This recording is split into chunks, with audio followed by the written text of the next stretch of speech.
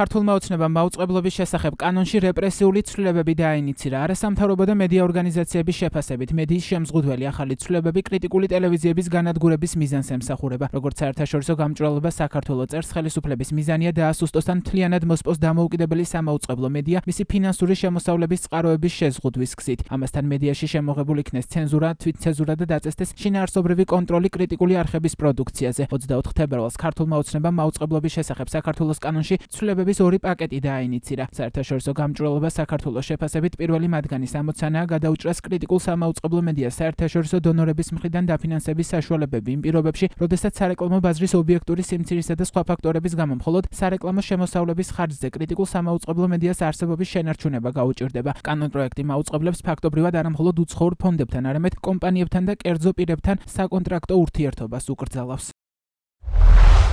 ცვლილებათა პირველი პაკეტის თანახმად იკრძალება მაუწყებლის მიერ უცხოური ძალისაგან პირდაპირი ან არაპირდაპირი დაფინანსების, ფულადი თანხის ან სხვა სახის მატერიალური სიკეთის მიღება. შესაბამისად აიკრძალება არა მხოლოდ პირდაპირი ფულადი დახმარება, არამედ ტექნიკის გადაცემა, ტრენინგები, მედიის განვითარების პროგრამები და სხვა. გამონაკლისია მხოლოდ თანხის მიღება კომერციული რეკლამის, ტელეშოპინგის, სპონსორობის და პროგრამაში პროდუქტის განთავსებისთვის. ზემოაღნიშნული გამონაკლისის გარდა ასევე იკრძალება უცხოური ძალის მიერ მაუწყებლის მომსახურების შესყიდვა ან პროგრამის მომზადების და ეთერში გადაცემის პირდაპირი ან ირიბი დაფინანსება ან თანადაფინანსება.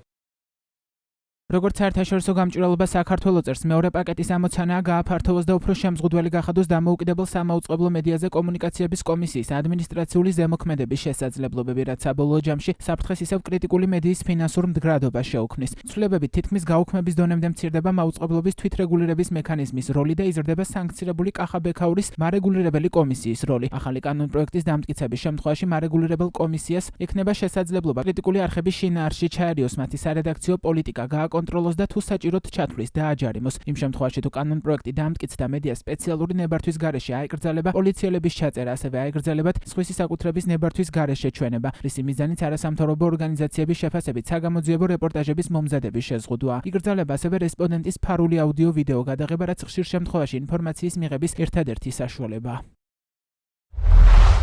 დაუშვებელია მაუწყებლის მიერ ახალი ამბების პროგრამაში პოლიტიკური ან სხვა სახის დაპირისპირების ამსახველი ინფორმაციის ან საჯარო პოლიტიკის მიმდინარე საკითხების გაშუქება მაუწყებლის პირადი დამოკიდებულების ან მოსაზრების საფუძველზე. დაუშვებელია პროგრამაში რომელიმე პოლიტიკური პარტიის, საზოგადოებრივი რელიგიური გაერთიანების ან სხვა ინტერესთა ჯგუფის მხარდამჭერი ან საწინააღმდეგო პოზიციის გამოხატვა. სასწავლო დაწესებულებაში, საავადმყოფოში, სასჯელ აღსრულების დაწესებულებაში, პოლიციის განყოფილებაში ან სასწრაფო დახმარების მანქანაში სიუჟეტის მოსამზადებლად სავალდებულოა ხმობის მიღება როგორც უფლებამოსილი პირის, ასევე ადგილზე მყოფი იმ პირისაგან, რომელთა გადაღება ხდება. გარდა იმ შემთხვევისა, როდესაც მასალის უნებართვოდ მომზადება გამართლებულია საზოგადოებრივი ინტერესით. ნებართვის აღება არ არის სავალდებულო, თუ ჩაწერილ მასალაში პირის ერთმნიშვნელოვნად იდენტიფიცირება შეუძლებელია. ორი რეპრესიული კანონპროექტის ავტორი და ინიციატორი ქართული ოცნების პარლამენტის წევრები არიან. როდის მიიღებს ოცნების პარლამენტი ცვლილებებს ჯერჯერობით უცნობია. ამ ეტაპზე ოცნება აცხადებს, რომ კანონპროექტების დაჩქარებული წესით განხილვა არ იგეგმება.